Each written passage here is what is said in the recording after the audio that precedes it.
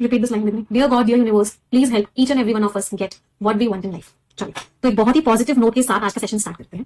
हम make sure करेंगे कि हम कंप्लीट फोकस करें क्वेश्चंस पे, क्योंकि आज के क्वेश्चंस एक बहुत ही पैराजंबल के लेवल 2 के हैं। इसका मतलब आज के क्वेश्चंस थोड़े से कॉम्प्लेक्स हैं, तो बहुत सारे फोकस की जरूरत होगी, बहुत सारी अंडरस्टैंडिंग स्किल्स की जरूरत होगी। इसीलिए मैं सभी को रिक्वेस्ट करूंगी कि अपना ध्यान आप एकदम से कहीं भी मत जाने देना, पूरा पूरा फोकस करना। ठीक है, स्टार्ट करें। मैं सभी को बोलूंगी आप स्क्रीन को फुल स्क्रीन मोड में कर लो अगर आप मोबाइल पे देख रहे हो तो, और चैट वाले को सेल्फ चैट कर लो या फिर बंद कर लो, क्योंकि अगर चैट होगी तो डिस्ट्रैक्ट होगे और यहाँ पे हमें क्वेश्चंस को अभी करना है, तो बहुत कुछ फोकस की जरूरत पड़ेगी। स्टार्ट करें आज का सेशन। चलिए, एक मैंने आपको कल की क्लास में होमवर्क क्वेश्चन दिया था, उसको हम एकदम लास्ट में डिस्कस करेंगे, so we discuss it at the last. But मुझे जब मैं क्वेश्चन का आंसर दूं तो मुझे एक बार आंसर दे देना। हाउ इज द जोश एवरीवन? हाउ इज द जोश? I hope it is extremely high. चलिए, great. So let's get started. तो आज हम पैराजंबल्स होमवर्क वाला क्वेश्चन हम एकदम लास्ट में करेंगे। सबसे पहले आज की क्लास में हम पैराजंबल का बहुत ही न्यू पैटर्न करने वाले हैं, और वो पैटर्न क्या है? इसको हम बोलते हैं पैराजंबल्स प्लस पैराफिलर्स। क्या है ये? पैराजंबल में फिलर वाला कॉन्सेप्ट। चलिए देखते हैं, सबसे पहले क्वेश्चन को हम देखते हैं। क्या सभी को विजिबल है स्क्रीन पे? Is it visible to everyone on the screen? मैं थोड़ा सा साइड हो जाती हूँ जिससे कि आप लोगों को क्वेश्चन क्लियरली विजिबल। अब ध्यान से देखें, करना क्या है आपको basically. What you have to do is, okay the point is, इसमें I am not able to see the chart, तो can I get that? Okay, you take this. Perfect. चलो, तो आ जाते हैं। वाह, ये तो बहुत अच्छा लग रहा है। चार्ट एकदम क्लियर दिख रही है, स्क्रीन एकदम क्लियर है, पिक्चर एकदम क्लियर है। वाह, मजा आ गया। चलो आ जाते हैं। तो सबसे पहले आपको क्या दिया हुआ है, ध्यान से देखना। आपको पूरा का पूरा पैराजंबल है जो अरेंज्ड दिया हुआ है। उस पैराजंबल में सबसे पहले आपको क्या किया हुआ है, एक सेंटेंस ही गायब कर दिया।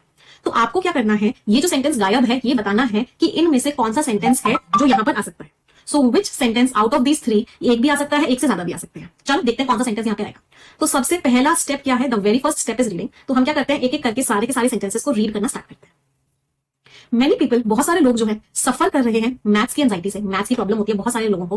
विच इज एक्सपीरियंस, वो किस तरीके से एक्सपीरियंस होती है? वो एक्सपीरियंस होती है in the form of a paralysing, मतलब उनको परेशान कर देने वाला डर होता है ऑफ परफॉर्मिंग, क्या? Of performing mathematical calculations. तो उनको डर होता है मैथमेटिकल कैलकुलेशंस को परफॉर्म करने का, यूजुअली इन सिचुएशंस, उन सिचुएशंस में जो हाई प्रेशर की है। चलो, हमने सी वाला स्टेटमेंट पढ़ा। गर्ल्स अक्रॉस द वर्ल्ड, पूरी दुनिया में जो लड़कियां हैं उनको सबसे ज्यादा परेशान होती है मैथमेटिक्स के फियर से। क्यों? क्योंकि मैथमेटिक्स को ऐसा माना जाता है, क्योंकि मैथमेटिक्स को ऐसा माना जाता है कि वो एक क्या है, इंटेलिजेंस का मार्कर है, और अगर मैथ्स में फेल हो गए तो एजुकेशन ही नहीं मिलेगी, loss of access to education हो जाएगा इन जनरल। तो अगर कोई बच्चा मैथ्स में अच्छा नहीं होता है तो उसको मानते हैं कि इंटेलिजेंस ही नहीं है, और अगर मैथ्स में अच्छा नहीं है तो ऐसा डर है कि एजुकेशन ही आगे ना मिले, इसीलिए सबसे ज्यादा परेशान होते हैं लोग मैथ्स के डर से। हाउएवर इन बॉयज, बॉयज में क्या होता है, वो बॉयज जो मैथमेटिक्स में पुअर परफॉर्म करते हैं, जो मैथमेटिक्स में अच्छा परफॉर्म नहीं करते हैं, इसकी वजह से क्या होता है, a greater push towards academics, उनको एकेडमिक्स में बहुत ज्यादा पुश किया जाता है। तो जो गर्ल्स मैथ्स में अच्छी नहीं होती है उनको तो एजुकेशन से छीन ली जाती है, लेकिन जो लड़के मैथ्स में अच्छे नहीं होते हैं उनको बोलते हैं कि मैथ्स को तो सीखना ही पड़ेगा। एकेडमिक्स में और ज्यादा पुश करते हैं जिससे कि उनकी जो स्किल्स है वो होन हो सके, उनकी जो स्किल्स है वो और अच्छी हो सके। जो लॉजिक है इन पैट्रियार्कल डिसीजंस के पीछे, कि patriarchal means main dominated society को बोलते हैं पैट्रियार्कल, ये जो लॉजिक है ये सेल्डम एड्स, मतलब ऑथर कहते हैं मुझे नहीं समझ में आता है क्या लॉजिक है। पहले मुझे बताओ, पैसेज क्लियर हुआ सभी को? अब हमें क्या बताना है, अब हमें बताना है कि इन तीनों में से कौन सा वाला पैसेज का सेकंड पार्ट है। चलो, सबसे पहले हमने ए वाले स्टेटमेंट को पढ़ा। In addition to attempting to verify gender differences, किस चीज में, कि जेंडर डिफरेंसेस को वेरीफाई करना है, उसके अलावा ये जो स्टडी है, क्या हमको यहाँ पे स्टडी की बात कर रहे हैं? ये जो स्टडी है द स्टडी, तो हमने कभी बताया है कि कोई एक स्टडी है? नहीं, हमने तो किसी स्टडी की बात ही नहीं करी, तो ए तो नहीं आ सकता यहाँ पे। चलो आगे बढ़ते हैं। द स्टडी, समझ लो क्यों नहीं आया पैराजंबल का सबसे पहला कॉन्सेप्ट। अगर किसी टॉपिक को लेकर द लिखा हुआ है, इसका मतलब है उसकी इन्फॉर्मेशन उससे पहले वाले स्टेटमेंट में होनी चाहिए। तो अ स्टडी कोई हुई होती, फिर आप उसके बाद कह सकते थे द स्टडी, लेकिन आप द स्टडी को डायरेक्टली नहीं कह सकते। चलो, ए वाला एलिमिनेट हो गया। अगला देखते हैं। अ स्टडी ऑन मैथ्स एंजाइटी, एक स्टडी हुई मैथ्स एंजाइटी को लेकर कि मैथ्स को लोग लेकर कितने परेशान हैं, हैज नाउ शोन, उसने दिखाया है दैट द एलिमेंट, एलिमेंट का मीनिंग क्या है, ये जो बीमारी है, हैज जेंडर्ड रूट्स, ये जो बीमारी है इसके क्या है, जेंडर्ड रूट्स है। जेंडर्ड रूट्स का मतलब क्या होता है, ये जेंडर के बेसिस पर है, इसका जो रूट है वो क्या है, जेंडर, मतलब जेंडर के हिसाब से चीजें होती हैं। तो आगे बताया भी हुआ जेंडर के हिसाब से कैसे चीजें होती हैं, कि गर्ल्स अगर मैथ्स में अच्छी नहीं होती तो उनसे एजुकेशन छीन ली जाती है, जबकि अगर बॉयज मैथ्स में अच्छे नहीं होते तो उनको एजुकेशन की तरफ पुश किया जाता है। बिल्कुल सही हो गया, जेंडर रूट है, जेंडर रूट्स कैसे हैं वो बताया गया है। चलो सी को ट्राई करते हैं। हिस्टोरिकली पहले से mathematics and related careers, mathematics और उससे रिलेटेड जो करियर्स हैं उनको देखा गया है कि वो ऐसी फील्ड्स हैं जो मेन के लिए ज्यादा सूटेबल हैं वुमेन के कंपैरिजन में। हम आगे की बात तो कर ही नहीं रहे, हम करियर्स की बात कि उसका करियर किसमें अच्छा बनेगा, मेन में मैथमेटिक्स का करियर अच्छा होगा, ऐसी कोई बात ही नहीं, तो कंप्लीटली आउट ऑफ कॉन्टेक्स्ट है। अभी तो हम एजुकेशन लेवल की बात कर रहे हैं कि किन लोगों के अंदर मैथ एंजाइटी होती है, और अगर मैथ एंजाइटी होती है तो एजुकेशन मिलती है या नहीं मिलती है। तो हम ऐसी तो कोई बात ही नहीं कर रहे कि वो करियर मेन के लिए ज्यादा अच्छा होता है, वुमेन के लिए ज्यादा। करियर की बात नहीं हो रही, बात हो रही है एजुकेशन की, मैथ सीखने की, सिखाने की, वो बात हो रही है। तो सी भी आंसर नहीं हुआ, तो answer is option number B, only B, सिर्फ और सिर्फ क्या, बी आंसर है। कोई परेशानी? सभी को समझ में आया कैसे किया? थोड़ी सी अंडरस्टैंडिंग स्किल्स लगेंगी। अच्छा, आप इसको ऐसे भी कर सकते थे क्या, बी था ए नहीं था, तो ये तीनों ऑप्शंस तो ऐसे ही एलिमिनेट हो गए। फिर दो ऑप्शन बचते, या तो बी होगा या ई होगा। जब हमने सी पढ़ा, सी बिल्कुल भी मैच नहीं कर रहा था, तो ये ऑप्शन भी एलिमिनेट हो गया। आंसर वाज ओनली बी, सिर्फ और सिर्फ बी आंसर था। समझ आया सभी को पहला क्वेश्चन? मजा आया इस पैटर्न में? चलो अगला पैटर्न करते हैं, let's move to the next. अगला क्वेश्चन करते हैं इस पैटर्न का। पहले एक बार खुद से ट्राई करोगे, will you try it out? चलो ट्राई करो, आप सभी के पास 1 मिनट का time, you have 1 minute with you. सबसे पहला स्टेप क्या है? सबसे पहला स्टेप है इस पूरे को रीड करना। चलो इस पूरे को रीड करते हैं। फॉर इंस्टेंस, फॉर एग्जाम्पल, बहुत ही कम सेलिब्रिटीज होते हैं या बहुत ही कम स्पोर्ट्स पर्सन होते हैं जो अपनी आवाज उन कॉजेज को देते हैं जो कॉजेज बहुत सारी पॉपुलेशन को अफेक्ट नहीं करते। तो बहुत ही कम सेलिब्रिटीज या बहुत ही कम स्पोर्ट्स पर्सन होते हैं जो अपनी आवाज उन चीजों को देते हैं जो मेजोरिटी से रिलेटेड नहीं है। देयर जो डिफिडेंस है, मतलब वो जो अपनी आवाज नहीं दे रहे हैं, वो किस चीज से है, वो चीज कहां से पैदा हो रही है, वो चीज पैदा हो रही है कि उनको डर है। किस बात का डर है उनको? उनको डर है इंस्टीट्यूशनल रिटालिएशन का, कि पूरा का पूरा इंस्टीट्यूशन क्या हो जाएगा, उनके खिलाफ हो जाएगा। रिटालिएट का मतलब क्या होता है? उनसे बदला लेने पे आ जाएगा। तो उनको जो है इस बात का क्या है, उनको इस बात का डर है। ये बात बहुत ही अनफॉर्चुनेट है, ये बात बहुत ही मतलब बदकिस्मती वाली है। उनका जो कॉल है अगेंस्ट डिस्क्रिमिनेशन, अगर स्पोर्टिंग मतलब ये जो सेलिब्रिटीज हैं या फिर ये जो स्पोर्ट्स पर्सन है, अगर ये किसी भी भेदभाव के खिलाफ कॉल करेंगे तो इससे क्या होगा? मुझे I want my laptop also. Strengthens our democracies compact, तो क्या होगा? डेमोक्रेसी का जो कॉम्पैक्ट मींस अग्रीमेंट है फ्रेटर्निटी के साथ, भाईचारे के साथ, इक्वालिटी के साथ वो स्ट्रॉन्ग बनेगा। तो पहले मुझे बताओ, बहुत ही प्यारी बात है ये, कि यहाँ पे टोन कौन सी आएगी? यहाँ पे जो स्टेटमेंट आएगा उसकी टोन कैसी होगी? ये नेगेटिव टोन थी। अगर वो कॉल करते हैं डिस्क्रिमिनेशन के खिलाफ, they are call against discrimination, अगर वो कॉल करते हैं डिस्क्रिमिनेशन के खिलाफ, तो यहाँ पे टोन कैसी आएगी बताओ? कहने से यहाँ पे पॉजिटिव टोन आएगी। क्यों पॉजिटिव टोन आएगी? क्यों? क्योंकि ये तीनों नेगेटिव थे, ये भी नेगेटिव था, ये भी नेगेटिव था, ये भी नेगेटिव था। आज के क्वेश्चंस को समझने के लिए बहुत सारी अंडरस्टैंडिंग स्किल्स चाहिए, इसलिए बहुत फोकस। बहुत कम सेलिब्रिटीज होते हैं जो अपनी आवाज देते हैं, उनको डर होता है, ये बात बहुत गलत है। तो सही क्या होना चाहिए? ऑथर ने आगे ये बताया है, ऑथर ने आगे क्या बताया है कि सही क्या होना चाहिए। तो इसका मतलब डी और ई में कौन सी बात हो रही है कि सही क्या होना चाहिए? चलो अब तीनों ऑप्शंस को पढ़ो और मुझे बताओ क्या आंसर लग रहा है। स्पोर्टिंग आइकन्स रोल मॉडल्स होते हैं, उनकी जो आवाज होती है डिस्क्रिमिनेशन के खिलाफ वो स्ट्रॉन्ग बनाती है। स्पोर्टिंग आइकन्स रोल मॉडल्स होते हैं, उनकी आवाज स्ट्रॉन्ग बनाती है। चलो पॉजिटिव टोन है, कॉन्टेक्स्ट से भी मैच हो रहा है, तो ये आंसर तो है। चलो अगला देखते हैं। A cry against injustice, injustice के खिलाफ जो क्राई है, चाहे वो प्लेयर से हो चाहे वो सिटीजन से हो, वो इक्वली इंपॉर्टेंट है, वो उतना ही इंपॉर्टेंट है। देयर, इस देयर एक क्या है? प्रोनाउन, एडजेक्टिव है। अगर यहाँ पे देयर है, सारे पैराजंबल वाले कॉन्सेप्ट लगेंगे बेटा। अगर यहाँ पे देयर है तो उसका नाउन डी में आना चाहिए था। कई बार समझ में आ रही थी, इसको ऐसे भी समझ सकते थे। यहाँ पे देयर था तो इसका नाउन आएगा, इसका नाउन ये तो रहा स्पोर्टिंग आइकन्स, लेकिन यहाँ पे इसका कोई भी नाउन नहीं है। प्लेयर सिंगुलर है, सिटीजन भी सिंगुलर है, यहाँ पे प्लूरल नाउन आना चाहिए था क्योंकि देयर तो प्लूरल से होता है, तो ये भी एलिमिनेट हो गया। चलो अगले वाले को देखते हैं। दोज फाइटिंग फॉर फ्रीडम, वो लोग जो फ्रीडम के लिए लड़ रहे हैं पॉलिटिक्स में, जहां पे फ्रीडम रेस्ट्रिक्टेड है, वो इंस्पायर्ड होंगे सिंबॉलिक सपोर्ट से from the sports fraternity. Sports fraternity अगर उनको सपोर्ट करेगा तो वो लोग जो फ्रीडम के लिए लड़ रहे हैं, जिनका those fighting for freedom in politics, politics में मतलब पॉलिटिक्स में जो लोग फ्रीडम के लिए लड़ रहे हैं, जहां पे फ्रीडम रिस्ट्रिक्टेड है, फ्रीडम उतना नहीं है, वो इंस्पायर होंगे सिंबॉलिक सपोर्ट से। सिंबॉलिक मींस एक्चुअल में सपोर्ट नहीं कर रहे, सिर्फ सिंबॉलिक सपोर्ट कर रहे हैं स्पोर्ट्स फ्रैटर्निटी, स्पोर्ट्स के जितने भी फ्रैटर्निटी है, स्पोर्ट्स के जितने भी लोग हैं। अब कहने से सी में टॉपिक चेंज कर दिया। टॉपिक क्या था? टॉपिक था कि उन लोगों की तरफ आवाज उठानी है जो उन कॉजेस की तरफ आवाज उठानी है जो मेजॉरिटी पॉपुलेशन को अफेक्ट नहीं कर रहे। और यहाँ पे टॉपिक क्या आ गया कि जिन लोगों को फ्रीडम नहीं मिल रहा पॉलिटिक्स में। टॉपिक ही चेंज कर दिया पूरा का पूरा। पॉलिटिक्स में फ्रीडम ना मिलना टॉपिक नहीं था, टॉपिक था कि जिस प्रॉब्लम से लोग जूझ रहे हैं उस प्रॉब्लम के खिलाफ आवाज उठानी है। तो ये भी आउट ऑफ कॉन्टेक्स्ट हो गया, तो ये भी चला गया, ये भी चला गया। Answer is what? ओनली ए, सिर्फ और सिर्फ ए आंसर है। समझ आ रहा है सभी को? एक बार जल्दी से थम्स अप दे देंगे जिन सभी बच्चों को समझ में आ रहा है, एकदम क्लियर हो रहा है। Everyone clear? सभी को समझ आ रहा है? कितने बच्चे हैं क्लास में? बाप रे 4000 बच्चे हैं क्लास में। 4000 के 4000 को समझ में आ रहा है? चल अगले क्वेश्चन पर आते हैं। अगला क्वेश्चन आप लोग ट्राई करेंगे। अब आपको बताना है इसका थर्ड सेंटेंस क्या है, और आप सभी के पास 1 मिनट का time. You have 1 minute with you and your time starts now. चल ट्राई करो। आज की क्वेश्चन बहुत, आज की क्लास बहुत इंपॉर्टेंट है, बहुत मजा आने वाला है, बहुत सारी स्किल्स इंप्रूव होंगी आज की क्लास में।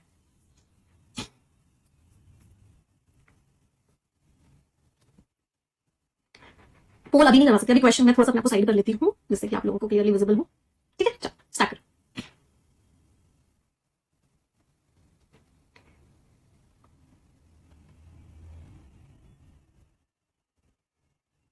जो बच्चे कह रहे हैं मैम आप भी बोर्ड पे पढ़ाओ ना, बेटा मैं बताओ मैं बोर्ड पे पढ़ा पाऊंगी परफेक्शन की क्लास? क्योंकि बोर्ड पे वो फीलिंग आ पाएगी? इतने बड़े क्वेश्चन, पूरे क्वेश्चन नहीं पूरी स्क्रीन ले ली।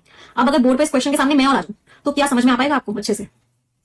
मेंस लेवल सबसे अच्छा इसी तरीके से समझ में आएगा। बोर्ड पे कॉन्सेप्ट पढ़ाया जा सकता है, ग्रामर पढ़ाई जा सकती है, वोकैबुलरी पढ़ाई जा सकती है, लेकिन मेंस लेवल के क्वेश्चंस, परफेक्शन लेवल के क्वेश्चंस बोर्ड पे नहीं पढ़ाए जा सकते हैं। स्क्रीन साइज ही उतना नहीं मिलेगा।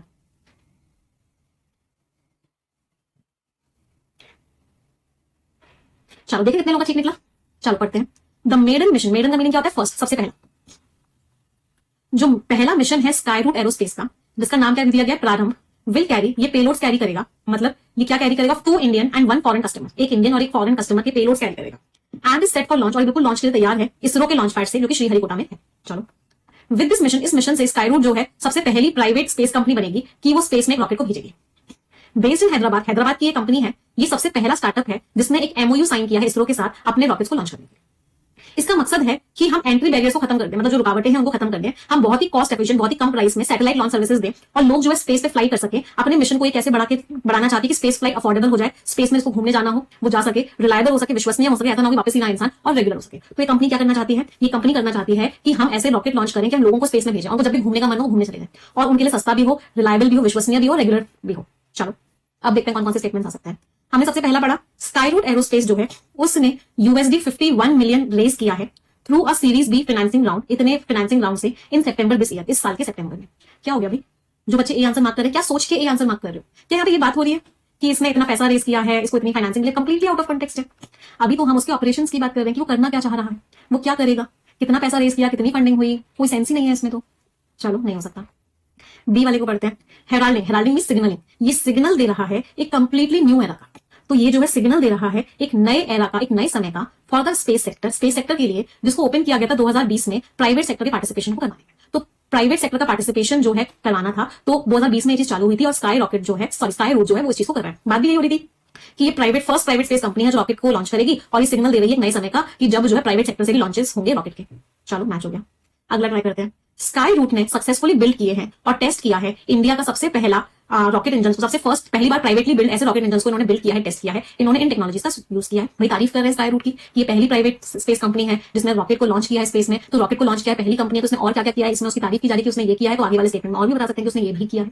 चलो ये भी मैच हो गया। तो बी और सी दोनों के दोनों मैच हो गए। तो आंसर क्या निकला? Answer is option number D, both B and C. B और सी दोनों के दोनों आंसर्स हैं।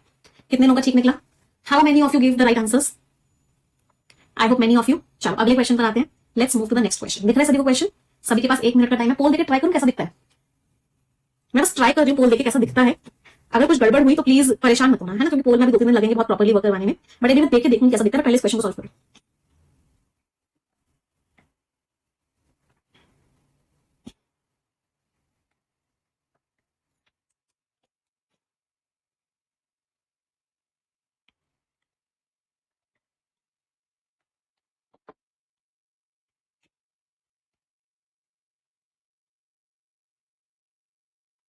क्या आंसर लग रहा है?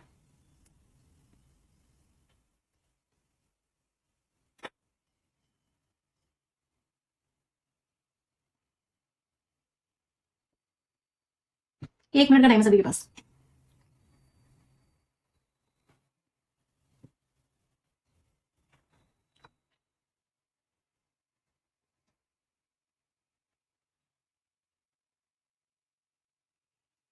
चलो देखिए, लेट्स ट्राई विद द पोल। पोल देख के कोशिश करती हूँ कैसा दिखता है। All the best everyone.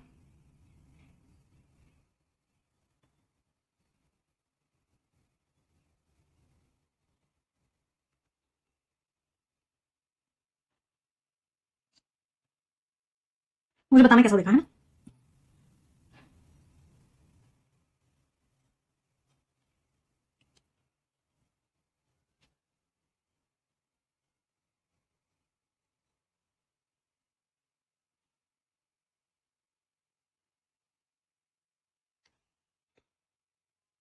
बढ़िया दिख गया पोल तो, क्या बात है। हम्म,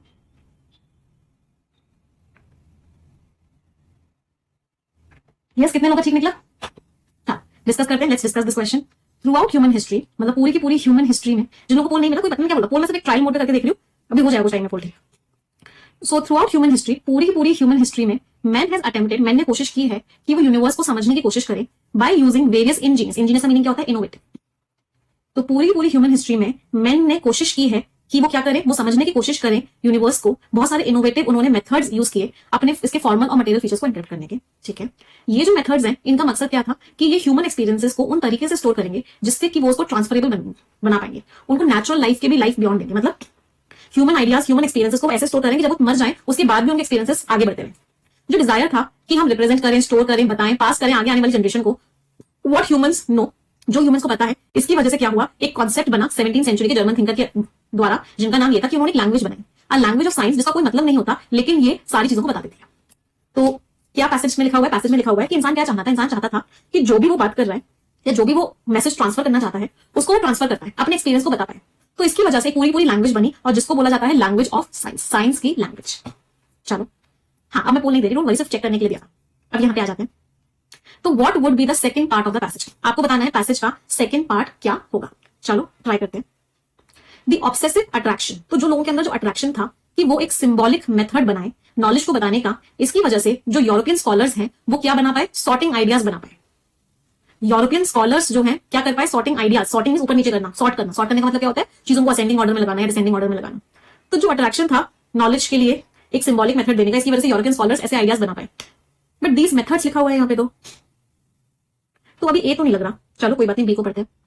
जियोर्डानो ब्रूनो जो है वो एक आइडिया के साथ आए और उनका आइडिया क्या था, that combining association of ideas in manageable symbolic strings. अगर हम सारे के सारे आइडियाज को एक पूरा का पूरा स्ट्रिंग में बना दें तो इससे क्या होगा, बहुत सारी नॉलेज जो है छोटी सी मेमोरी में स्टोर हो जाएगी, would help hold a vast amount of knowledge in a relatively small band of human memory. तो उनका ये आइडिया आया, ये एक आइडिया आया, तो दीज मेथड्स कैसे हुआ। अगर यहाँ पे दीज मेथड्स दिया हुआ है तो यहाँ पे उन मेथड्स के बारे में बात होनी चाहिए कि ये मेथड है या वो मेथड है, तो ये भी नहीं लग रहा। चलो कोई बात नहीं, अगले पर आते हैं। फ्रॉम द एंशियंट इजिप्ट हीरोग्लिफ्स, मतलब पुराने जो तरीके होते थे, ग्रीक टेक्नोमेट्री होती थी, इजिप्शियन का तरीका होता था जिसका नाम था हीरोग्लिफ्स, तो medieval Europe magical code languages, यहां से लेकर यहां तक अब बहुत सारे मेथड्स आ गए भाई।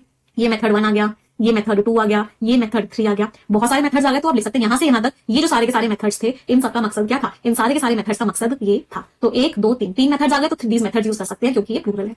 तो आंसर क्या हो गया, आंसर इज ओनली सी, सिर्फ और सिर्फ सी आंसर। कोई परेशानी किसी को किसी भी प्रकार की, समझ आया। ना ही ए में बहुत सारे मेथड्स की बात हो रही थी, ना ही बी में बहुत सारे मेथड्स की बात हो रही थी, जबकि यहाँ पे 20 मेथड्स लिखा हुआ था। इसका मतलब था कि यहाँ पे बहुत सारे मेथड्स की बात होनी चाहिए। बहुत सारे मेथड्स की बात सिर्फ और सिर्फ सी में हो रही थी, 1 2 एंड 3। इसका मतलब आंसर क्या होगा, ओनली सी। क्लियर। तो यहां से यहां तक ये जो मेथड्स थे इनका मकसद ये। अच्छा कह सकते हैं बी जो है सी का ही पार्ट था। क्या ये बात सभी को समझ में आ रही थी कि बी जो है वो सी वाले स्टेटमेंट का ही पार्ट था, सी वाले सेंटेंस को कंप्लीट ही कर रहा था B, from Kanyakumari to China, और फिर आगे का सेंटेंस। मजा आया इस पैटर्न में, सभी को मजा आया इस पैटर्न पे। चलो अब आ जाते हैं अगले पैटर्न की तरफ, मूव करते हैं पैराजंबल्स के लेवल 2 में, और वो है कि आपको 2 स्टेटमेंट्स दिए हुए हैं, इनफैक्ट 4 स्टेटमेंट्स दिए हुए हैं, 4 भी नहीं 5 स्टेटमेंट्स दिए हुए हैं। इनमें से 3 स्टेटमेंट्स अरेंज्ड है, एक स्टेटमेंट है जो अपनी गलत जगह, 2 स्टेटमेंट्स है जो अपनी गलत जगह पे है। आपको क्या करना है, उन दोनों स्टेटमेंट्स को इंटरचेंज करना है जिससे कि पूरा पैराजंबल ठीक हो जाए। पहले मुझे बताओ डायरेक्शन समझ में आई। तो बेसिकली आपको दिया क्या गया है, आपको ये 5 स्टेटमेंट्स दिए हुए हैं, A B C D and E. आपको क्या करना है, इन 5 स्टेटमेंट्स को ऐसे अरेंज करना है, जिस फिफ्थ वाले ऑप्शन में नाम लिख देना। आपको 5 स्टेटमेंट्स को ऐसे अरेंज करना है कि 2 स्टेटमेंट स्वैप हो तो पूरा पैराजंबल ठीक हो जाए। इसको बोलते हैं, इस तरह का पैराजंबल होता है फ्रेज स्वैपिंग पैराजंबल या सेंटेंस स्वैपिंग पैराजंबल। 2 सेंटेंसेस को स्वैप करना है। चलो पहला क्वेश्चन है, साथ में करते हैं। अच्छा लीडर बोर्ड भी आ रहा है, आदर्श मधु किशन, नहीं आदर्श और श्वेता टॉप पर लीडर बोर्ड में। चलो सबसे पहला स्टेप क्या होगा, एज यूजुअल पैराजंबल का सबसे पहला स्टेप क्या होता है, सबसे पहला स्टेप ही होता है रीडिंग। तो हमने क्या किया, सारे के सारे स्टेटमेंट्स को रीड किया। मिस यूनिवर्स एक एनुअल साल का इंटरनेशनल ब्यूटी पेजेंट है, मतलब एक कॉम्पिटिशन होता है जिसको यूएस के द्वारा इस यूएस की ऑर्गेनाइजेशन के द्वारा चलाया जाता है। टॉपिक इंटरेस्टिंग है। मिस यूनिवर्स टेलीमुंडो के पास लाइसेंसिंग राइट है कि वो इसको एयर करता है। एयर करने का मतलब क्या, इसको टीवी पे दिखाता है या इसको डालता है, ब्रॉडकास्ट करता है अगले 5 साल के लिए। जो मिस यूनिवर्स ऑर्गेनाइजेशन है और जो उसकी ब्रांड है, अभी वो एनडीएवर के द्वारा ओन की जाती है। मिस वर्ल्ड के साथ ही साथ जो मिस इंटरनेशनल है, जो मिस अर्थ है, मिस यूनिवर्स जो है उन चारों में से एक, मतलब 4 सबसे बड़े बड़े ब्यूटी कॉम्पिटिशन होते हैं, Miss World, Miss International, Miss Earth और मिस यूनिवर्स। जो पेजेंट की जो एडवोकेसी है, एडवोकेसी मींस जो सपोर्ट है, किसको लेकर जो सपोर्ट है, मतलब जो इसका कॉन्सेप्ट है, जिस चीज को सपोर्ट करता है वो क्या है, ह्यूमैनिटेरियन इश्यूज की, मतलब जो लोगों के लिए जो इश्यूज बने हुए हैं, मतलब जो इंसानियत को आगे बढ़ावा देते हैं। एंड इज अ वॉइस, और ये एक आवाज है जिससे कि दुनिया में पॉजिटिव चेंज आ सके। अब आपको बताना है कौन कौन से 2 सेंटेंसेस आपको इंटरचेंज करने हैं जिससे पूरा पैराजंबल ठीक हो जाए। तो यहाँ पे दिया हुआ है A B C D and E. ये पैराजंबल का सीक्वेंस अभी सही नहीं है, कोई भी 2 आपस में इंटरचेंज होंगे और उसके बाद जाके पैराजंबल का सही सीक्वेंस बनेगा। पहले मैं आप लोगों को 1 मिनट का टाइम दे रही हूँ, पहले आप लोग ट्राई करो फिर मैं समझाऊंगी। अच्छा मुझे एक बात बताओ, क्वेश्चन का लेवल कैसा लगा, अच्छा लग रहा है क्वेश्चन का लेवल, सभी को मजा आ रहा है।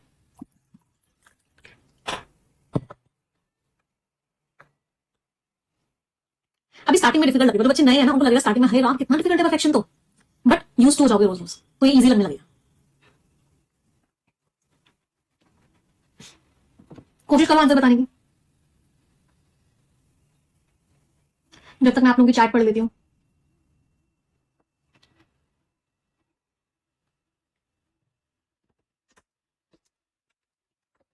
Thank you for caring for my eyes. चलो भगवान ऐसा पति सबको दे, है ना, दिल से ये दुआ है।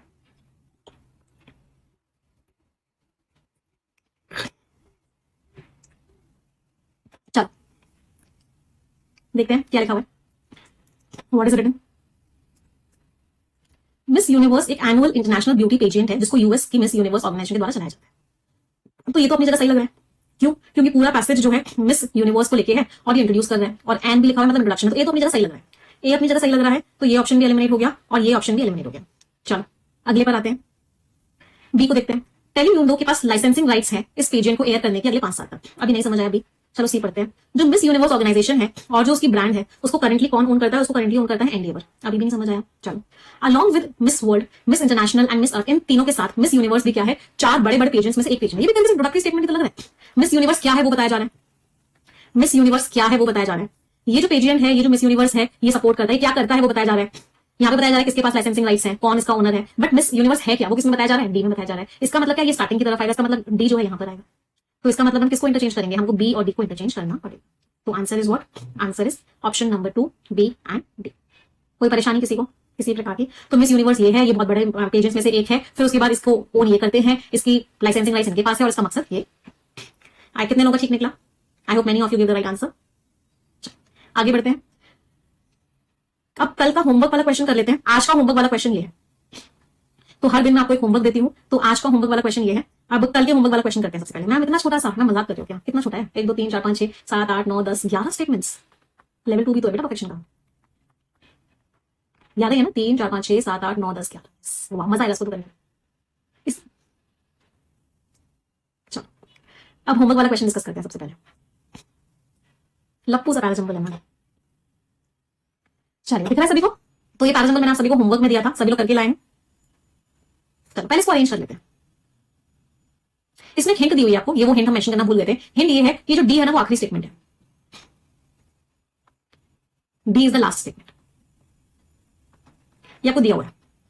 अब आपको बाकी को अरेंज करना है। चलो ट्राई करें। अच्छा मैं हट जाती हूँ जरा, ये सबसे अच्छा फीचर है, पिक्चर को उठा के कहीं भी लगा दो, है ना? चलो पढ़ते हैं।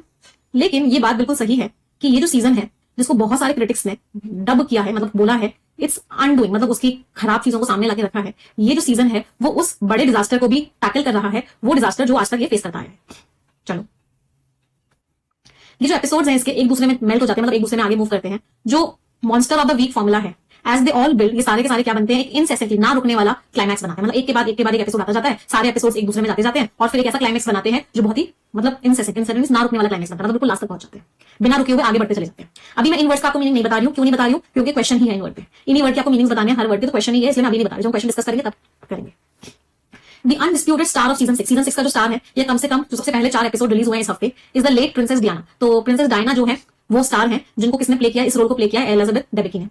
चलो one of the many things, बहुत सारी चीजों में से एक चीज जो कैप्टिवेट की है, अट्रैक्ट की है व्यूअर्स को, जब क्राउन 2016 में आया था, वो थी उसका सिनेमैटिक स्केल, मतलब जिस लेवल पे उसको, मतलब सिनेमैटिक स्केल जिस लेवल पे उसको शूट किया गया था।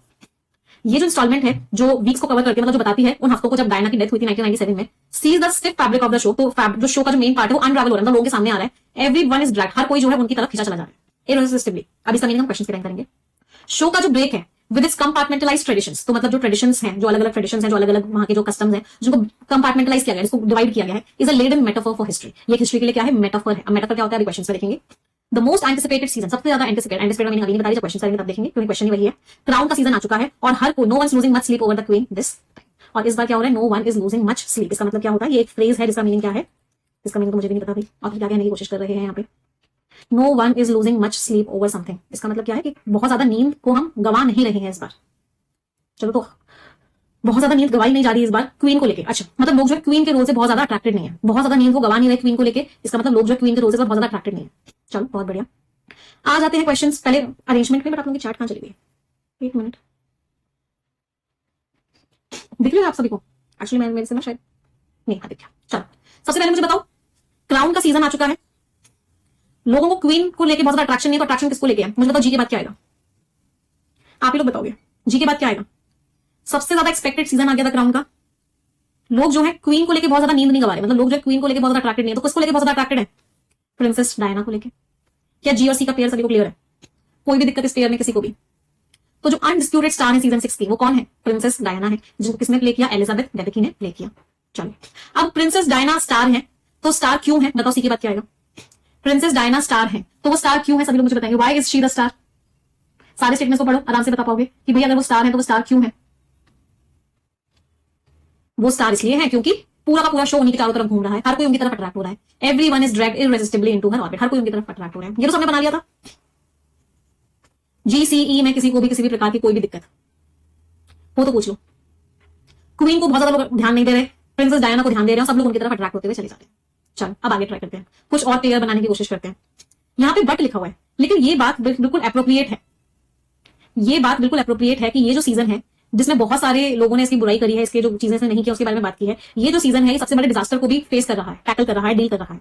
इस ए से पहले क्या आएगा बताओ? जब भी कोई कंजंक्शन मिले, कुछ भी मिले, तो आपको क्या मिलेगा? आपको कहीं ना कहीं कोई ना कोई हिंट मिलेगी। तो बताओ ए से पहले क्या आएगा?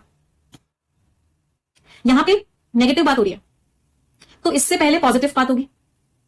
बट के आगे नेगेटिव बात हो रही है कि बहुत सारे लोग इसकी बुराई कर रहे हैं, सबसे बड़ा डिजास्टर जो है इंस्टीट्यूशन ने जो फेस किया वो उसको टैकल कर रहा है। तो इससे पहले क्या आएगा? सीजन, ये जो सीजन है तो इसकी तारीफ हो रही होगी। तारीफ किसने हो रही है? इसमें हो रही है कि इसके जो ट्रेडिशंस हैं, जो ये ब्रेक कर रहा है उन ट्रेडिशंस को, मतलब उससे जो बाहर आ रहा है, ये एक क्या है? मेटाफर है स्ट्रिक्टली। मेटाफर का मीनिंग क्या होता है? हम दो चीजों को सेम बताते हैं। For example, he is the Mahatma Gandhi of the class, तो ये क्या है? का मेटाफर है। चलो एफ और ए का पेयर लग रहा है। अब एक बी बचा हुआ है, बी की पोजीशन तो फिक्स थी। बी को आइडेंटिफाई कर लेते हैं कि बी कहां आएगा, तो हमने बी को पढ़ा। Episodes melt into each other, the constitutional monster of the week formula as they all build to one incessantly foreshadowed climax। Episodes एक के बाद एक आ रहे हैं, एक फॉर्मूला होता है मॉन्स्टर ऑफ द वीक, मतलब सारे एपिसोड्स में से एक एपिसोड ऐसा होता है जो एकदम क्लाइमैक्स वाला एपिसोड होता है, सारे के सारे एपिसोड्स उसके बाद आते हैं। तो किसके एपिसोड? स्टार्टिंग की बात हो रही है कि ये जो हफ्ता है, ये जो वीक है जिसमें डायना की डेथ होने वाली है, तो एपिसोड एक के बाद एक आ रहा है, लास्ट में क्लाइमैक्स आ रहा है की डेथ होगी। तो इस बी का किसके साथ था? ई के साथ था। तो GCEB, F और A ये दो बने। अब ये चेक करना है कि FA वाला पेयर पहले आएगा या GCEB वाला पेयर पहले आएगा। तो हमने F को पढ़ा, द शो, कौन सा शो भाई? F तो स्टार्टिंग नहीं हो सकता, इसका मतलब स्टार्टिंग क्या होगा? GC वाला पेयर होगा। तो फाइनल सीक्वेंस क्या बना? GCEB FA। कोई परेशानी किसी को किसी भी प्रकार की? Anyone, any doubt, any problem? एक बार फिर से समझते हैं, जिन लोगों को नहीं समझ आया कोई बात नहीं, पैराजंबल डिफिकल्ट था, लैंग्वेज बहुत ज्यादा डिफिकल्ट, तो इसलिए एक बार फिर से समझते हैं। अभी मैंने आपको ऐसे समझाया कि जैसे मैं खुद एक स्टूडेंट हुआ, मैं इसको ट्राई कर रही थी, तो एज अ स्टूडेंट आपको क्या स्ट्रैटेजी लगानी है, क्या थिंकिंग करनी है, उससे हमें समझा। अब मैं आपको एक टीचर की तरह समझा। चलो सबसे पहले मुझे बताओ, हर कोई इस बार क्वीन की तरफ अट्रैक्टेड नहीं है। लोग जो है प्रिंसेस डायना जो है वो स्टार है, उन्हीं की तरफ सब लोग अट्रैक्टेड है। क्या GCE में कोई दिक्कत थी? लोग जो है इस बार क्वीन को लेकर बहुत ज्यादा एक्साइटेड नहीं है। इस बार की जो स्टार है वो प्रिंसेस डायना है, उनको लेकर बहुत ज्यादा लोग अट्रैक्टेड है, हर कोई उनकी तरफ खिंचा हुआ चला जा रहा है। हर का नाम कौन था? Princess Diana. GCE में कोई भी दिक्कत तो बताओ। चलो तो अब पूरा हफ्ते में क्या हो रहा है? पूरे हफ्ते में क्या हो रहा है? एपिसोड आ रहा है, एक एपिसोड आया, दूसरा एपिसोड आया, तीसरा एपिसोड आया, चौथा एपिसोड आया, और सारे एपिसोड एक दूसरे में जा रहे हैं और लास्ट में क्लाइमेक्स पे पहुंच रहे हैं। क्लाइमेक्स क्या है? उनकी डेथ होगी। तो ये जो सारे के सारे एपिसोड हैं, पूरे हफ्ते में जो एपिसोड आ रहे हैं, ये एक के बाद एक के बाद एक दूसरे में जा रहे हैं। और जो monster of the week formula है, मॉन्स्टर ऑफ द वीक सबसे बेस्ट जो एपिसोड है वो क्या है? एक क्लाइमेक्स है। ये सब के सब एक क्लाइमेक्स में जाके खत्म हो रहे हैं। GCEB में कोई भी परेशानी किसी को भी? चलो अब GCEB आपका बन चुका है, डी आपका लास्ट स्टेटमेंट है। अब मेरे पास दो स्टेटमेंट्स बचे हैं। पहला स्टेटमेंट क्या है? ए, और दूसरा स्टेटमेंट क्या है? एफ। ए और एफ को कनेक्ट करना है। क्या सभी को पता है कि बट स्टार्टर नहीं होता? बट कभी भी दो सेंटेंस को कनेक्ट करने के स्टार्टिंग में नहीं आ सकता। बट हमेशा एक कनेक्टर होता है जो कि स्टार्टर नहीं होता, बट हमेशा बीच में आता है। बट कभी भी स्टार्टिंग में नहीं आ सकता। He is not well but he went to the class. वो उसकी तबीयत ठीक नहीं थी लेकिन वो क्लास गया, तो बट बीच में आता है। तो इसका मतलब क्या? एफ पहले आएगा, फिर बट बीच में आएगा, फिर आगे का सेंटेंस आएगा, मतलब एफ और ए का पेयर होगा। तो फाइनल सीक्वेंस क्या बना? तो what is the final sequence? GCEB FA and D। कोई परेशानी किसी को किसी भी प्रकार की? भाई लैंग्वेज तो टफ मिलेगी मिलेगी। आगे बढ़े, लेट्स मूव अहेड। चलो आगे बढ़ते हैं। अब आ जाते हैं इसके वोकैब वाले क्वेश्चंस पे। Let's come to the vocab. अब सारे के सारे क्वेश्चंस वोकैब वाले हैं, करके लाइयो ना आप लोग। चलो डिस्कस करते हैं कि करके। पहला क्वेश्चन, सारे वर्ड्स जिन वर्ड का मीनिंग नहीं समझ में आया था, इनकी वजह से सेंटेंस नहीं समझ में आया, तब समझ में आएगा। चलो पहला वर्ड क्या है? The first word is dubbed. Dubbed का मीनिंग बताओ क्या होता है? किसी चीज को डब किया, डबिंग होती है म्यूजिक की। तो बहुत सारे क्रिटिक्स ने, बहुत सारे लोगों ने जो उनकी उसकी बुराई कर रहे थे, उन्होंने उसके अनडूइंग को बताया, मतलब जो जो चीज उसने गलत की उसको डब किया। बताओ। चलो पहले अनकॉइंड। अनकॉइंड से क्या समझ में आ रहा है? इस टर्म को इनके द्वारा कॉइन किया गया। इस टर्म को उनके द्वारा कॉइन किया गया। कॉइन किया गया मतलब नाम दिया गया। तो अनकॉइन का मतलब क्या हुआ? नाम नहीं दिया गया। तो क्या मैं कह सकती हूं अनकॉइन जो है एंटोनिम है डब्ड का? इसका मीनिंग क्या है? Not giving a name, not labelled. समझ में आ रहा है सभी को? चलो लेबल, लेबल तो लिखा हुआ है भाई, बता दिया, उसकी अनडूइंग के बारे में बता दिया, लेबल कर दिया, बता दिया। अगला वर्ड है हेल। एक स्टेटमेंट होता है लॉन्ग हेल द किंग। राजा जब भी आता है तो लोग ना चिल्लाते थे, उसको हेल करते थे। हेल का मतलब क्या होता है? हेल द किंग, मतलब तारीफ करते थे। हेल मींस प्रेज्ड, एप्रिशिएटेड,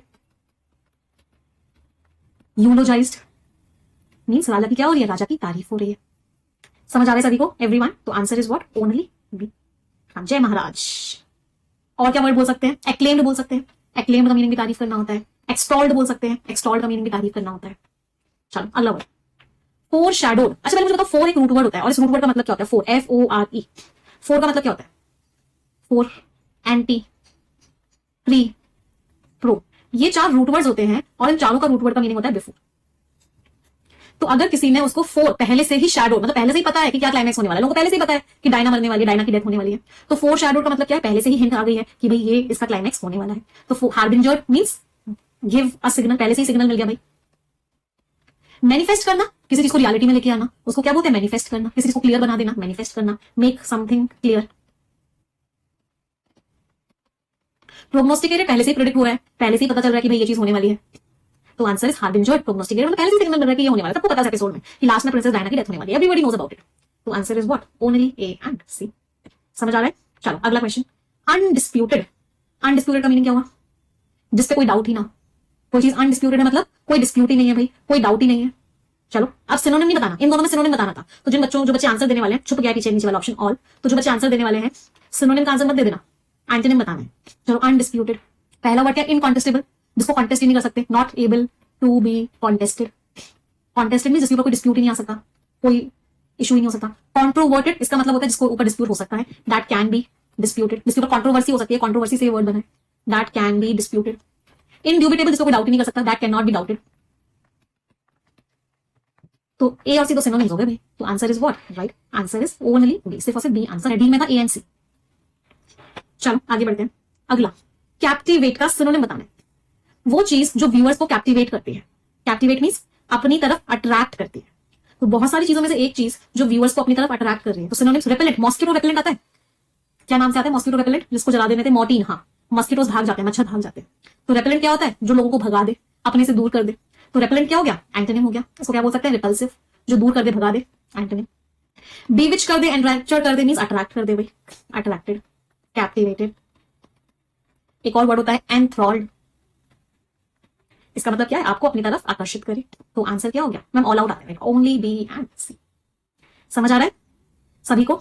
चलो अगला, इररेसिस्टिबली का एंटोनिम बताना है। इररेसिस्टिबली मींस रुका नहीं जा रहा, डेयरी मिल्क चॉकलेट देख के रुका नहीं जाता, तो क्या किस तरीके से डेयरी मिल्क चॉकलेट आपको अट्रैक्ट करती है, इररेसिस्टिबली, आप रुक ही नहीं पा रहे हो, तो बताओ क्या क्या एंटोनिम्स होंगे, एवरीवन कोशिश करो खुद से। फेरोशियसली, फेरोशियसली मींस बहुत एग्रेसिवली, बहुत एग्रेसिवली, बहुत ज्यादा एग्रेसिव होकर, बहुत वायलेंट होकर काम करो। अवॉइडेबली रुक पा रहे हो भाई, एबल टू अवॉइड, अवॉइड कर पा रहे हो। डिस्क्रिशनरी, अपना दिमाग लगा पा रहे हो, able to take decision, decision ले पा रहे हो कि करना है या नहीं करना, मतलब आप ऐसा नहीं है कि रुक ही नहीं पा रहे हो, अपना डिसीजन ले पा रहे हो, तो बी और सी दोनों के दोनों क्या हो गए, answer is what, option number C, only B and C. कोई परेशानी किसी को? चलो नेक्स्ट पर देखते हैं, मेटाफर का सिनोनिम बताना है। सबसे पहले तो मेटाफर क्या होता है, मेटाफर होता है जब दो चीजों को एक जैसा बताते हैं। फॉर एग्जांपल मैंने बोला life is a journey, life क्या है, एक जर्नी है, तो मैंने क्या किया, दो चीजों को बिल्कुल एक जैसा बता दिया, तो इसको क्या बोलते हैं, इसको बोलते हैं मेटाफर। एक होता है सिमिली, सिमिली में क्या होता है, आप दो चीजों को एक जैसा बताते हो, life is like a journey, तो ये क्या है, आपका मेटाफर है, और ये क्या है, आपका सिमिली है, बस यही डिफरेंस होता है। अब हमें इस पैसेज के हिसाब से बताना है कि हमको क्या लग रहा है, मैच कर रहा है, कौन कौन से सिनोनिम्स हैं। तो मेटाफर है हिस्ट्री का, मतलब ये जो है, ये जो शो का जो ब्रेक है, मतलब शो जो है ट्रेडिशंस को जो तोड़ रहा है, वो क्या है, हिस्ट्री के लिए मेटाफर है, मतलब हिस्ट्री के लिए बहुत बड़ा क्या है, सिमिलैरिटी है, कि हिस्ट्री में ऐसी चीजें हुई थी, अभी शो भी यही चीजें दिखा रहा। तो एलिगरी, एनालॉगी, इन दोनों का मतलब क्या होता है कि हम किसी चीज को, these both of them are also figures of speech, इन दोनों का मतलब क्या होता है कि हम सिमिलैरिटी दिखा रहे हैं कि ये दोनों चीजें ऐसी हैं। एंटोनिम बताना था किसमें, एंटोनिम बताना था, तो बी और सी एंटोनिम, तो इररेसिस्टिबली मींस अवॉइड नहीं कर पा रहे, अवॉइड कर पा रहे हो, सोच पा रहे हो, तो एंटोनिम हो गया बी एंड सी। क्रॉनिकल, जैसे जो किताबें होती हैं, जो बड़ी पुरानी पुरानी किताबें होती हैं, जिनसे हमें बहुत कुछ सीखने को मिलता है, समझ में आता है कि ऐसे भाई ऐसे, और वो क्या बोलते हैं, क्रॉनिकल बोलते हैं। फॉर एग्जांपल रामायण महाभारत, ये क्या है, क्रॉनिकल है, means these are records of events, events के रिकॉर्ड्स को क्या बोलते हैं, क्रॉनिकल बोलते हैं। तो सी तो नहीं हुआ, तो answer is what, answer is only A and B. कोई परेशानी किसी को? चलो आगे बढ़ते हैं। एंटिसिपेटेड का एंटोनिम बताना है, सिनोनिम नहीं बताना। एंटिसिपेटेड, जिसका इंतजार था, बरसों से इंतजार था, एंटिसिपेटेड। चलो जो एक्सपेक्ट कर रहे थे आप, एंटिसिपेटेड। तो कौन कौन सा एंटोनिम हो गया? अनफोर्सीन, जिसको पहले से आपने एक्सपेक्ट किया ही नहीं, प्रेडिक्ट किया ही नहीं, नॉट प्रेडिक्टेड। कंजेक्चर्ड, गेस कर लिया आपने भाई, गेस्ट। प्रोफेसाइज्ड, प्रेडिक्ट कर लिया, पहले से ही बता दिया कि ये ऐसे होगा, तो एंटिसिपेटेड क्या हो गया, अनफोर्सीन, एंटोनिम हो गया, ओनली ए। ये दोनों क्या हो गए, एक तरीके से सिनोनिम्स हो गए। कंप्लीट वोकैबुलरी बेस्ड था पूरा का पूरा। First and the last statement क्या क्या हुआ, क्या सीक्वेंस बना था, G C E B F A and D, G C E B F A and D, that means G and D. Antepenultimate, penultimate क्या हुआ, antepenultimate is third last, penultimate is second last. तो sequence क्या था हमारा, जी C E B, फिर क्या था, G C E B, क्या सीक्वेंस बनाया था हमने, F A and D, F A and D. तो थर्ड लास्ट हो गया एफ, सेकंड लास्ट हो गया ए, एफ और ए। तीन कॉन्जिक्यूटिव सीक्वेंस कौन कौन से हुए, बी एफ और ए। मजा आया? ऊपर से तो जाएगा बेटा, स्टार्टिंग की क्लास में परफेक्शन के बिल्कुल नए नए बच्चे हो तो ऐसा लगेगा कि कुछ भी समझ नहीं आता, क्योंकि इंग्लिश को एक लैंग्वेज की तरह सीख रहे हो आप यहाँ पे। बिल्कुल वही चीज याद करो जब आपके पापा मम्मी पापा आपको हिंदी सिखा रहे थे या आपकी मदर टंग सिखा रहे थे। जब वो आपसे बातें करते थे बचपन में तो आपको कुछ समझ में आता था? या आप किसी छोटे बच्चे से कोई बात करते हो तो समझ में आता है? नहीं, सब कुछ ऊपर से आता है। बट जैसे जैसे आप रोज रोज सुनते हो, रोज रोज बोलने की कोशिश करते हो, रोज रोज आपके दिमाग में पड़ता है, कानों में पड़ता है, तो आप यूज्ड टू हो जाते हो और आपको लैंग्वेज बहुत अच्छी आती है। तो लैंग्वेज सीखने का सिर्फ यही तरीका होता है कि उसको फेस करो। 10% समझ में आएगा, फिर धीरे धीरे जैसे जैसे रेगुलर होगा 15% होगा, 20% होगा, 25% होगा, ऐसे धीरे धीरे धीरे धीरे करके इंप्रूव करोगे और एक टाइम ऐसा आएगा जब 100% भी हो जाएगा। बट उसके लिए क्या चाहिए? पेशेंस चाहिए, रेगुलरिटी चाहिए। अगर आप चाहते हो कि मैं आपको इंग्लिश लैंग्वेज एक सब्जेक्ट की तरह पढ़ाऊं, जैसे आप क्वांट्स पढ़ते हो, जैसे आप रीजनिंग पढ़ते हो, तो ये कोई सब्जेक्ट नहीं है बेटा। सब्जेक्ट की तरह पढ़ाऊंगी तो वही होगा जो आज तक होता आ रहा है कि मैम ये क्लास भी कर ली, ये बैच भी कर लिया, इतना भी कर लिया, लेकिन क्वेश्चन नहीं मिलते। अगर सब्जेक्ट की तरह पढ़ाऊंगी तो ऐसे ही होगा। तो इसीलिए व्हाट आई वांट इज कि आप लोगों को इंप्रूवमेंट लगे, आप लोगों को लगे कि पेपर बहुत ईजी आया है। उसके लिए लैंग्वेज को पढ़ाने का बेस्ट तरीका यही होता है कि आप चीजों को फेस करो। और ये बात आपको कब समझ में आएगी? जब कम से कम 3 महीने रेगुलर हो जाओगे परफेक्शन कि निमिषा मैम का जो पढ़ाने का तरीका है वो ऐसा है कि आप कोई पेपर देने, किसी का भी पेपर देना चले जाऊं ना, चाहे एसबीआई पीओ देने चला जाऊं, चाहे कैट का देने चले जाऊं, चाहे एसबीआई क्लर्क देने चला जाऊं, नंबर तो इंग्लिश में सबसे ज्यादा आएंगे। ये बात आपको तब समझ में आती है जब कम से कम 3 महीने आप रेगुलर आते हैं। हजारों बच्चों को समझ में आई, हजारों बच्चे, अभी भी बच्चे जो बैंक में बैठे हुए हैं, जो अलग अलग जीएसटी ऑफिसर्स बन चुके हैं, अभी भी उनके मैसेज आते हैं कि मैम परफेक्शन में पेपर में तो इंग्लिश में सबसे अच्छे मार्क्स आई है, आगे की लाइफ में भी काम में आ रही है। क्यों? क्योंकि सीखना कॉन्सेप्ट को है और इंग्लिश के कॉन्सेप्ट को आप कैसे सीखते हो? With the help of applications. Application की हेल्प से सीखोगे, चीजों को अप्लाई करोगे तब सीखोगे। ठीक है, मजा आया आज के सेशन में? I hope. यस, तो जब भी कुछ चेंज होता है ना तो थोड़ी प्रॉब्लम होती है। मुझे पता है कुछ बच्चों को दिक्कत हो रही है, ढूंढना मुश्किल लग रहा है। हमेशा ना चेंज को एक्सेप्ट करो, ऑलवेज एक्सेप्ट द चेंज। आप लोगों को बड़ा लग रहा होगा कि निमिषा मैम ने एप्लीकेशन चेंज कर दी, इंटरफेस चेंज कर दिया, आप ही लोगों की वजह से किया, सिर्फ आपकी वजह से। आप ही लोग लगातार कह रहे थे ना कि मैम स्क्रीन साइज को बड़ा कर दो, अभी स्क्रीन साइज बहुत छोटा आ रहा है। बहुत सारे बच्चे कह रहे थे कि मैम रिकॉर्डेड वीडियोस चल नहीं रही है, प्रॉब्लम हो रही है। आप ही के भले के लिए किया है। बस स्टार्टिंग के जो 4-5 दिन होंगे जब एप्लीकेशन चलेगी, स्टार्टिंग के 4-5 दिन मुश्किल लगेंगे, बट जैसे जैसे आप बताते जाओगे वैसे वैसे हम चेंजेस करते जाएंगे और आपके लिए best of the best application बनाते रहते हैं। बट सबसे इंपॉर्टेंट क्या है? सबसे इंपॉर्टेंट है पेशेंस।